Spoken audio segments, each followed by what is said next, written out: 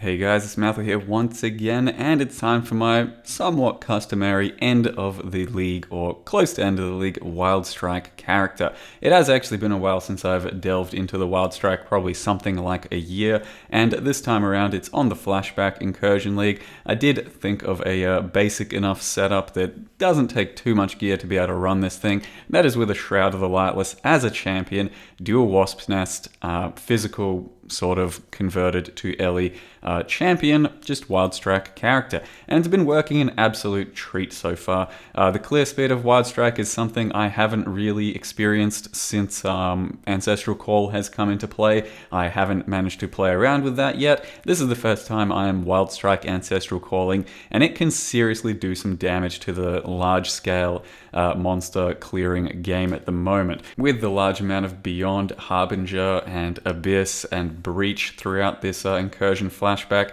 this sort of skill and character just completely cleans this up smoothly, crisply, and basically safely as well, even without much life. The character itself, the champion, is pretty tanky, and I will be getting more life as I fill the character out in levels. Currently is something like level 87 by the end of today's stream. In most of these clips he'll probably be like mid 80s, something like that, and you can build a bit more tanky if you really need to. But my goal here is to try and make a Wild Strike character that can clear really nicely, not cost too much, and then of course have some decent single target, because single target is really where the Wild Strike damage usually falls off, and these days you can actually supplement Wild Strike with some Val Double Strike and probably fix your single target just fine, but I don't want to rely on the crutch that is Val Double Strike on every single melee skill, so I'm trying to not do that. I'm using a bit of Val Lightning Strike, as you may see in a few clips, but it's basically trash and does nothing,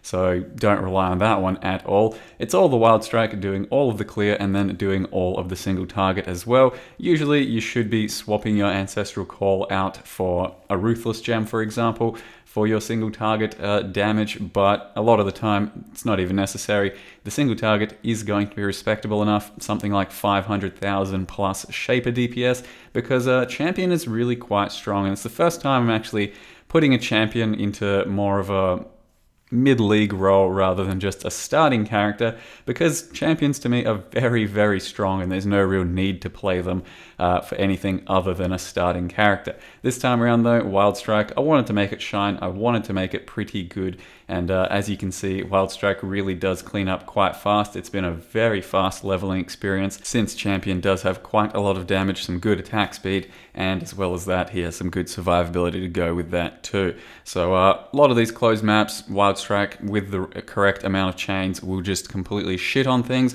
I'm not even running the 6 additional chain helm enchant, which if you want absolute max clear speed you should do, but for the most part with Ancestral Call it's not necessary to get that extra amount of chains. And I've only got one little single target sort of test here for you so far, that's a Zoth Breach. Haven't come across anything else. Hopefully in the next few days I can get some more going. But let's go over the character and what it took to make him. So the character at the moment is level 87. It is a champion called Feels Way Too Amazing Man, and it's taken 13 hours to get to this level, so it's been pretty fast. And as I said, it is built around Wasp Nest claws, which are really basic claws.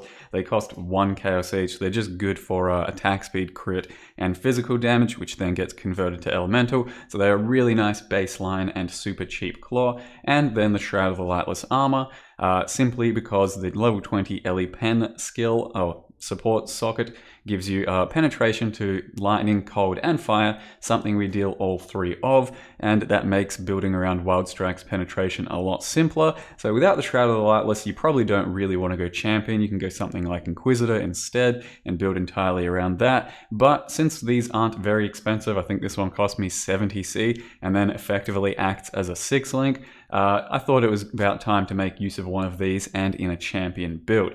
So we are running Wild Strike, and it, if you don't know what it does, picks one of 3 different attacks every time it attacks randomly, whether it's an arc chain, a flame surge type area, or a freezing pulse type projectile. Now all three of those will be attacks, but they look like spells. They are scaled off of your attack damage, and you generally want sort of general attack damage so that it's not just pure melee damage, because if you scale pure melee damage, it'll only affect the initial hit and not the secondary effect as well. So our support gems in the end are then multi-strike, elemental damage with attacks, Ancestral Call, and increased crit strikes. For single target, you chuck Ruthless in over Ancestral Call and Ellie Focus in over crit strikes. So it's all pretty generic sort of stuff that scales both the front and the back end of the skill, the initial hit and the secondary, and the passive tree is then built somewhat similarly to that, giving us plenty of physical that then gets converted 100%, plenty of crit multi, and Ellie damage and all of that, and it is a claw based tree, getting claw leech over here. Though, by the looks of it, the most optimal version of this build would be pure elemental instead of physical. So don't do any like physical claws, you do something like just try elemental claws or try elemental swords, and then get all of your damage from pure elemental scaling, none of the physical crap, and get some of the leech down here if you're going to do swords. Now you can also see we have point blank, because like I said, it is all attack based. So the projectile that is the freeze pulse is still an attack, and thus point blank gives you 50% more. So there should be something like a 13% damage increase overall to the entire skill that way. And basically, as always, our champion ascendancy is going for worthy foe, which means you won't be missing, so you don't need too much accuracy in your character, basically none. You then get unstoppable hero, which gives you a bit of extra stuff during fortify, and we trigger our fortify with whirling blades attached to fortify. And then adrenaline, which does give you intimidate whenever you hit things, but also a large amount of damage every time you go into low life. And the way we trigger that, of course, is with blood magic, blasphemy, temp, chains. So attached all three of those, whenever you go in for a boss fight, you just hit your blood magic blasphemy, untick it, hit a life flask, dive in, and you do have a big chunk of extra adrenaline damage. So it is pretty uncomfortable to use, but we rarely use it, only really do it for boss fights, and those that we know we can afford to have that bit of extra wind-up time for. Other than that, it's actually pretty simple. Just elemental damage whenever you can, elemental damage with attack skills, some crit multi, gloves with some attack speed, you got yourself an abyssal belt, and you try and get some flat Ellie wherever you can, so something like this is fine, something like that's not too bad. And the jewels are pretty easy to come by with 2 or 3 crit multi-rolls, because there are a lot of crit multi-rolls for Wild Strike. It counts as a lot of things, so you can get it on one hand, on dual wield, on Ellie skills, cold, fire, lightning. You can get a lot of different crit multi-rolls out there. So each of my jewels has a triple crit multi-roll. Some of them cost like 3 chaos, some of them cost like 10 chaos. It's not too hard to come by the triple crit multis, but at least 2 crit multi-rolls is probably what you're looking for. Maybe then some attack speed, some other sort of scaling. But currently I'm sitting at, let's have a look, 521 crit multi. Without an Abyssus, that's a pretty large amount of multi, and that is largely how we scale our damage. Now, as I mentioned, flat Ellie would be a lot better than Wasp Nest, but it is pretty hard to come by those weapons at the moment, unless you're doing sword-based, and then it's a bit easier with foils. But that's currently what we're doing, and it's good enough that you can definitely get a lot more damage with flat Ellie. So lastly, I'll mention we have Blood Rage, Assassin's Mark, Blasphemy, Herald of Ice in one setup. I am running Herald of Ice and Herald of Ash over here. And then we have a separate setup for Ancestral Protector, which just gives us some attack speed. Vile Lightning Strike, which I'm messing around with, but it's pretty damn useless.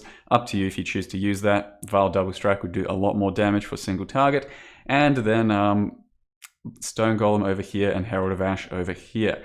If you choose to, you can just run something like Wrath instead, gives you a lot more damage than the Heralds, and just being pure flat Ellie, as I mentioned, will once again be a lot more damage. Then I have Wise Oak, managed to triple balance it, just a bit uncapped on res, doesn't really matter. Triple balanced will have triple benefit to the effect and triple benefit to the defense, and then as well as that, then Siri Flask, a Diamond Flask, a Silver Flask, and we'll probably use a Lion's Roar in place of the Silver Flask just for single target encounters. Haven't had to do that yet. It is a fairly uncomfortable flask in this type of setup.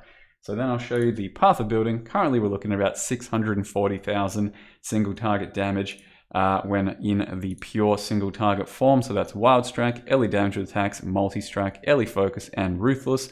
When you're just mapping around and dicking around, you are doing something like that amount of damage, and you should see it's a very solid clear skill throughout those clips, and that is shaper damage of course as well. And you can play around with the POV yourself, check out what the flat Ellie stuff looks like. It is going to be better, but at this stage I'm just doing the fizz convert and it's totally fine.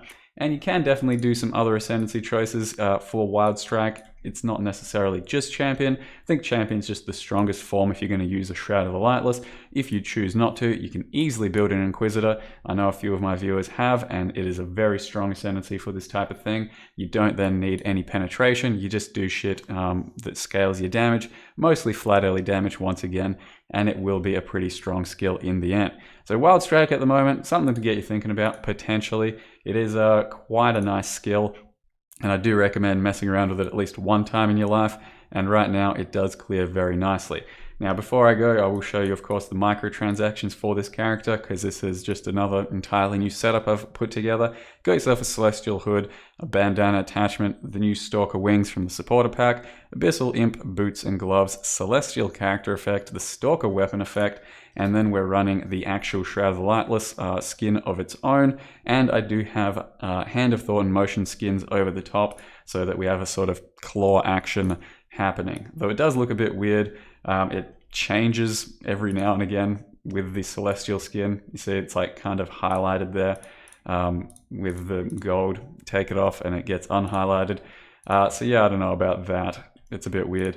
Otherwise, that's the skin, that's the character. Maybe in the next few days I'll get into some deeper end game and I can show you what this character and Wild Strike can do. For now though guys, hope you enjoyed the video. Thank you very much for watching and see you next time.